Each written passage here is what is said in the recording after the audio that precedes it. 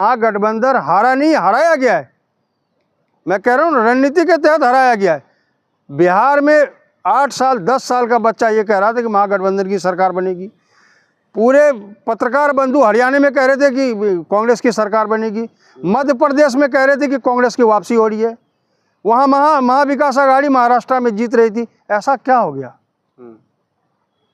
कौन ऐसी डील होगी चुनाव आयोग के साथ कि जो बार बार चाहे गठबंधन के हो या किसी दल के आदमियों को हराया जा रहा है और बीजेपी को ही जिताया जा रहा है? तो जहां हारते वहीं पर क्यों सवाल खड़ा होता है?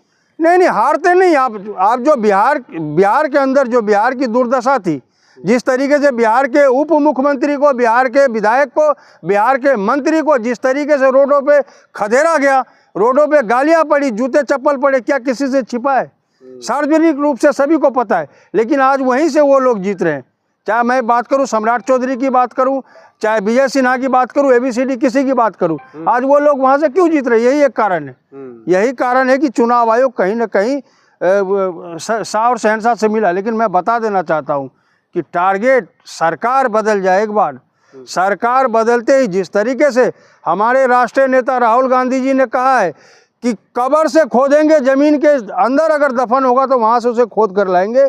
जिसने देश के साथ गद्दारी करने की कोशिश की और भारतीय जनता पार्टी के साथ सहयोग देने का काम किया। धमकी दे रहे हैं चुनाव? नहीं, मैं धमकी नहीं दे रहा हूँ। ये सरकारें बदलेगी। मैं तो कह रहा हूँ कि सरकारें बदलेगी। जो ये कुकर्म करने वाले लोग हैं वो संभल जाए। मैं कह रहा हूँ कि आप निष्पक्ष चुनाव कराएं, जनता के हित की बात करें, जनता के साथ रहे, आप जनता की बात करें। पूरे राज्य में आपका विरोध हो रहा है, पूरे राज्य में आपके मंत्रियों को खदेड़ा जा रहा है, पूरे राज्य में आपके विधायकों को जुतियाया जा रहा है, चपलाया जा रहा है, और बाद में पता लग रहा है कि जो NDA की है वो 202 प्लस जा रहा है। ये ऐसा कैसे हो गया? किसने वोट दिया? जवान ने वोट नहीं दिया, किसान ने वोट नहीं दिया, ज्ञानेश कुमार ने वोट दिया था क्या?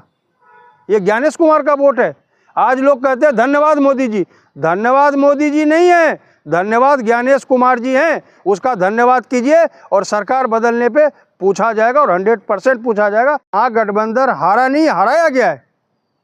मैं कह रहा हूँ रणनीति के तहत हराया गया है। बिहार में 8 साल 10 साल का बच्चा ये कह रहा था कि महागठबंधन की सरकार बनेगी। पूरे पत्रकार बंधु हरियाणा में कह रहे थे कि कांग्रेस की सरकार बनेगी। मध्य प्रदेश में कह रहे थे कि कांग्रेस की वापसी हो रही है। वहाँ महाविकास आघाड़ी महाराष्ट्र में जीत रही थी। ऐसा क्या हो गया?